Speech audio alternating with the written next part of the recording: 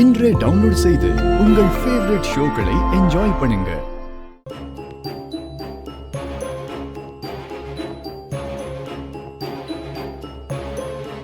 ஆதி ஆதி எதுக்காக என்கிட்ட போய் சொன்ன? நான் மீட்டிங் இருக்குன்னு சொன்னதுக்கு உடம்பு சரியில்லை அதனால மீட்டிங்க்கு வர முடியலன்னு சொன்னேன். ஆனா நான் கிளம்பி போனதுக்கு அப்புறம் பாரதியோட குழந்தைங்களை ஸ்கூலுக்கு கூட்டிட்டு போயிருக்க. உடம்பு சரியில்லாம குளிர் ஜுரத்துல இருந்த உன்னால அது மட்டும் எப்படி முடிஞ்சது?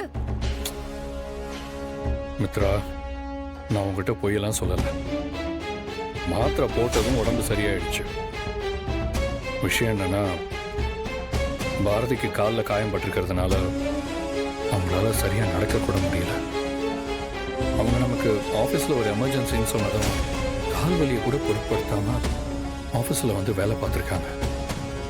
இன்னைக்கு பாரதிக்கு குழந்தைங்களை ஸ்கூலில் கொண்டு போய் விடுறது ரொம்ப சிரமமாக இருந்துச்சு. அதனால தான் பசங்களை நான் ஸ்கூலில் விடுறதுக்காக கூட்டிட்டு போனேன். இது ஒரு சாதாரண விஷயம். நீ எதுக்கு இதை இவ்வளோ பெரிய விஷயமா யோசிச்சு காம்ப்ளிகேட் பண்ணுறன்னு எனக்கு தெரியல. நீ நினைக்கிற மாதிரி வேற எந்த காரணமும் இல்லை. முதல்ல நீ அதை புரிஞ்சுக்கோ. ஐயோ ஆதி, நான் அப்படி சொல்ல வரல. ஒரு விஷயம் நல்லா தெரிஞ்சுக்கோ மித்ரா. இப்படி நான் பண்ற எல்லா விஷயத்துக்கும் ஏன் பண்ற, எதுக்காக பண்றன்னு நீ இந்த மாதிரி கேள்வி மேல கேள்வி கேட்கறது எனக்கு சுத்தமா பிடிக்கல. நான் பண்ற எல்லா விஷயத்தையும் பார்த்து நீ சந்தேகப்படுற மாதிரி எனக்கு ரொம்ப அன்கம்ஃபர்டபுளா இருக்கு. எனக்கு அது சுத்தமா பிடிக்கல. உண்மையை சொல்லணும்னா, நீ இந்த மாதிரிலாம் ஒவ்வொரு தடவையும் கேட்குறப்போ அது என் மனசை ரொம்ப காயப்படுத்துது. இதெல்லாம் உங்ககிட்ட சொல்லி சங்கடப்படுத்த வேண்டான்னு தான் நான் இவ்வளோ நாள் பேசாமல் இருந்தேன். பட் நீ என்னடானா எல்லா விஷயத்துக்கும் கொஞ்சம் கூட ஃப்ரீடம் கொடுக்காம இருக்கிறது எனக்கு ஒரு மாதிரி ஹர்ட் ஆகுது. ஐயோ ஆதி, என்ன நீ இப்படி எல்லாம் பேசுற?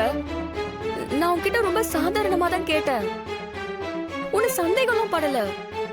உண்மையை சொல்லணும்னா நிறைய நேரங்கள்ல நான் என்னை விட உன்னதான் ரொம்ப நம்புறேன். எனக்கு நீ உடம்பு சரியில்லைன்னு சொல்லிட்டு ஸ்கூலுக்கு போயிருக்கேன்னு தெரிஞ்சதும் என்கிட்ட ஒரு வார்த்தை சொல்லிட்டு போயிருக்கலாமேன்னு தோணுச்சு. மத்தபடி ஒண்ணும் இல்ல. அதையே நீ சந்தேகம் அது இதுன்னு பெரிய பெரிய வார்த்தையெல்லாம் சொல்லி பேசுற. உன்னை சந்தேகப்பட்டா என்ன சந்தேகப்படுற மாதிரி அந்த தப்ப நான் என்னைக்குமே பண்ண மாட்டேன். நீ என்கிட்ட சொல்லிட்டு போயிருந்தேனா நான் கொஞ்சம் ரிலாக்ஸ்டா இருந்திருப்பேன்.